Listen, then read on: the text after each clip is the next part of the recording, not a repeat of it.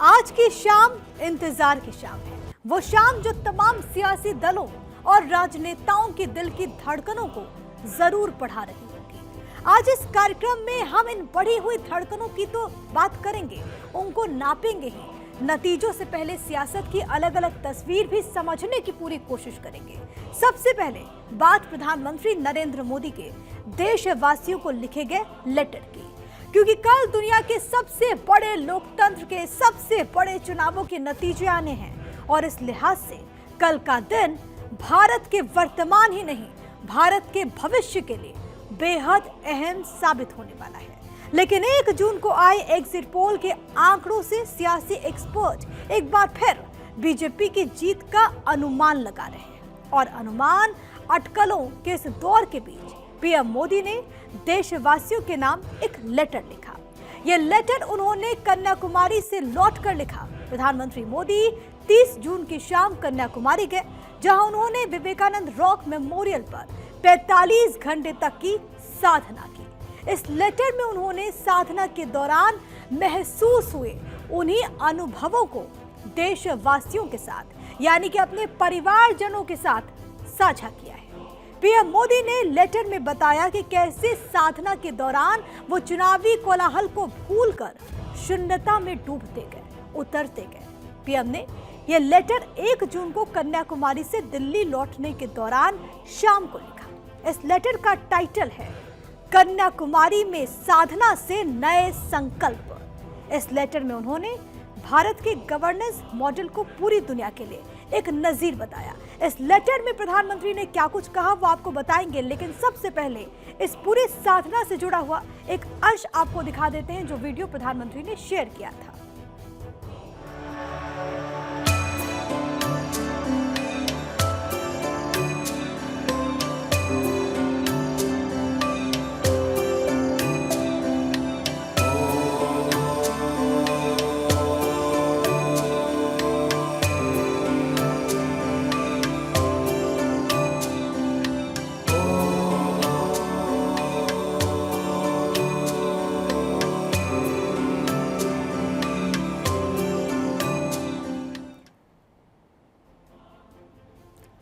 और कन्याकुमारी में साधना के दौरान पीएम मोदी ने क्या महसूस किया, इस लेटर में उन्होंने क्या लिखा, ये बताने के लिए हम आपको उनके लेटर को हर्फ ब हर्फ पढ़कर सुनाएंगे। सबसे पहले आप ये लेटर देखिए, जिसमें पीएम लिखते हैं, मेरे प्यारे देशवासियों, लोकतंत्र की जननी में लोकतंत्र के सबसे बड़े महापर्व का समापन हो चुका है। 3 दिन तक कन्याकुमारी में आध्यात्मिक यात्रा के बाद कितने सारे अनुभव हैं, कितनी सारी अनुभूतियां हैं। मैं एक असीम ऊर्जा का प्रवाह स्वयं में महसूस कर रहा हूं। वाकई 2024 के इस चुनाव में कितने ही सुखद संयोग बने हैं। अमृतकाल के इस पहले लोकसभा चुनाव में मैंने प्रचार अभियान 1857 के प्रथम स्वतंत्रता संग्राम की प्रेरणा स्थली मेरठ से शुरू किया था। मां भारती की परिक्रमा करते हुए चुनाव की मेरी आखिरी सभा पंजाब के होशियारपुर में हुई। इसके बाद मुझे कन्याकुमारी में भारत माता के चरणों में बैठने का अवसर मिला। उन शुरुआती पलों में चुनाव का कोलाहल मन मस्तिष्क में गूंज रहा था। रैलियों में, रोड शो में देखे अनगिनत चेहरे मेरी आंखों के सामने आ रहे थे। माताओं, बहनों, बेटियों का असीम प्रेम, उनका आशीर्वाद, उनकी आंखों में मेरे लिए वो विश्वास, वो दुलार, मैं सब कुछ आत्मसात कर रहा था। मेरी आंखें नम हो रही थी, मैं शून्यता में जा रहा था, साधना में प्रवेश कर रहा था। पीएम मोदी आगे लिखते हैं कि साधना के कुछ क्षणों के भीतर ही राजनीतिक वाद विवाद और आरोपों के स्वर शून्य में समाते चले गए। मेरे मन में विरक्ति का भाव और तीव्र हो गया। वो लिखते हैं कि इतने बड़े दायित्वों के बीच ऐसी साधना मुश्किल होती है, लेकिन कन्याकुमारी की धरती और स्वामी विवेकानंद की प्रेरणा ने इसे आसान बना दिया। आगे पीएम ने लिखा कि मैं ये भी सोच रहा था कि स्वामी विवेकानंद जी ने उस स्थान पर साधना के वक्त क्या अनुभव किया होगा। मेरी साधना का कुछ हिस्सा इसी तरह के विचार प्रवाह में बहा। इस विरक्ति के बीच भारत के लक्ष्यों के लिए निरंतर विचार उमड़ रहे थे। कन्याकुमारी के उगते हुए सूर्य ने मेरे विचारों को नई ऊंचाई दी। सागर की विशालता ने मेरे विचारों को विस्तार दिया। ऐसा लग रहा था कि जैसे दशकों पहले हिमालय की गोद में किए गए चिंतन और अनुभव फिर से जीवित हो रहे हों। साथियों, कन्याकुमारी का यह स्थान हमेशा मेरे मन के अत्यंत करीब रहा है। कश्मीर से कन्याकुमारी, ये हर देशवासियों के अंतर मन में रची बसी हमारी पहचान है। ये वो शक्तिपीठ है जहां महाशक्ति ने कन्याकुमारी के रूप में अवतार लिया था। इस दक्षिणी छोर पर मां शक्ति ने भगवान शिव के लिए तपस्या और प्रतीक्षा की, जो भारत के सबसे उत्तरी छोर के हिमालय पर विराजते थे। वो अपने पत्र में लिखते हैं कि कन्याकुमारी संगमों के संगम की धरती है। हमारे देश की पवित्र नदियां अलग अलग समुद्रों में जाकर मिलती हैं और यहाँ उन समुद्रों का संगम होता है।